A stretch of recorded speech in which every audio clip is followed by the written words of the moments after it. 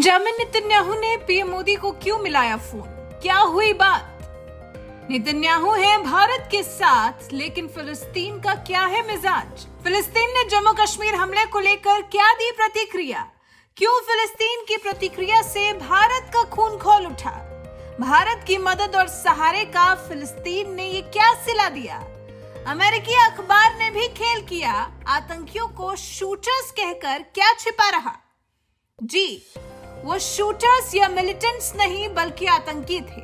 उनके आतंकी होने का सच जो भी छिपाने का प्रयास कर रहा है, निश्चित तौर पर वो भारत के साथ माइंड गेम खेल रहा है, बल्कि पूरी दुनिया के साथ शोक संदेश भेजकर भारत के साथ होने का दम भी भर रहा है। लेकिन ये भी मानने से इनकार कर रहा है कि ये जो घटना को अंजाम दिया गया, ये किसी मिलिटेंट या शूटर ने नहीं बल्कि आतंकियों ने दिया।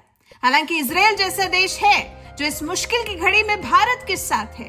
इजरायली प्रधानमंत्री बेंजामिन नेतन्याहू ने यहां तक कह दिया कि अगर पाकिस्तान से जंग की नौबत आती है तो इजराइल भारत का साथ ही निभाएगा, क्योंकि यही एक दोस्त का फर्ज है। ऐसी मुश्किल घड़ी में इजराइल ने भारत के साथ अपनी दोस्ती की खूब लाज रखी, भारत को जरा भी अकेले नहीं पड़ने दिया। भारत में इजरायली राजदूत पहले भी कई बार कह चुके हैं कि हम भारतीय सुरक्षा बलों का सपोर्ट करते रहेंगे। सूत्रों के मुताबिक तो यही बात नेतन्याहू ने पीएम मोदी से भी कही है। लेकिन इस बात के साथ साथ पीएम मोदी से बेंजामिन नेतन्याहू ने एक और ऐसी बात कह दी जिसे बोलने से बाकी देश बचते दिखाई दे रहे हैं।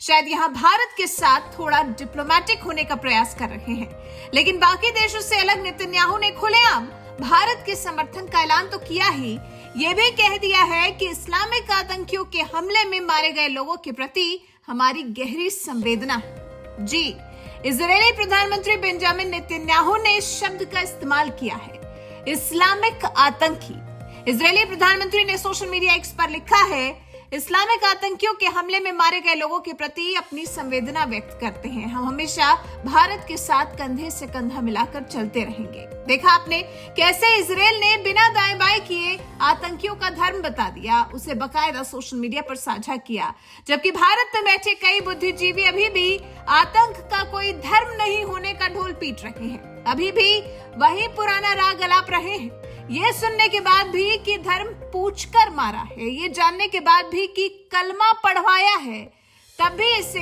हिंदुओं पर इस्लामिक आतंकियों ने अटैक किया है, ये मानने से इनकार कर रहे हैं, क्योंकि आतंकियों को शूटर्स कहा जा रहा है, कोई उन्हें मिलिटेंट बता रहा है, लेकिन इस्लामिक आतंकी कहने से साफ साफ बचा जा रहा है। क्यों? क्योंकि आतंक का कोई धर्म नहीं होता, जबकि नेतन्याहू ने इस फिल्टर को हटा दिया है। और नेतन्याहू की ऐसी भाषा सुनकर शायद सबसे ज्यादा दुख फिलिस्तीनी समर्थकों को होगा।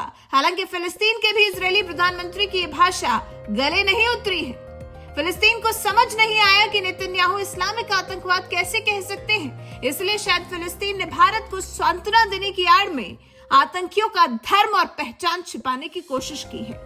आतंकियों ने तो नाम और मजहब पूछकर वारदात को अंजाम दिया था, लेकिन फिलिस्तीन की तरफ से भारत को भेजे गए शोक संदेश में उसका कहीं कोई जिक्र नहीं है।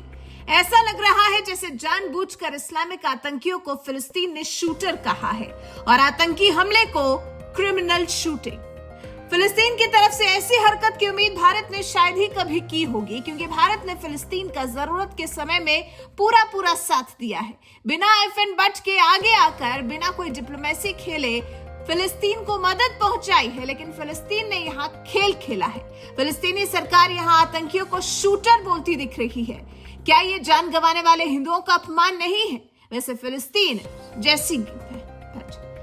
फिलिस्तीन जैसी गिरी हुई हरकत अमेरिका के कई अखबारों ने भी की है, जैसे द न्यूयॉर्क टाइम्स हेडिंग दी है, at least 24 tourist gun down by militants in Kashmir, यानी कश्मीर में हुए मिलिटेंट अटैक में 24 लोग मारे गए। लेकिन डोनाल्ड ट्रंप के नेतृत्व वाली एक हाउस फॉरेन अफेयर्स कमेटी ने अपने ही देश के अखबार द न्यूयॉर्क टाइम्स की इस तरह की हेडिंग की धज्जियां उड़ा दी और हेडलाइन पर जहां मिलिटेंट्स लिखा था उसे काटकर टेररिस्ट किया है। कमेटी ने सोशल मीडिया एक्स पर न्यूयॉर्क टाइम्स की हेडलाइन वाली पिक्चर साझा करते हुए लिखा, हाय न्यूयॉर्क टाइम्स, आपके लिए इस हेडलाइन को ठीक कर दिया है।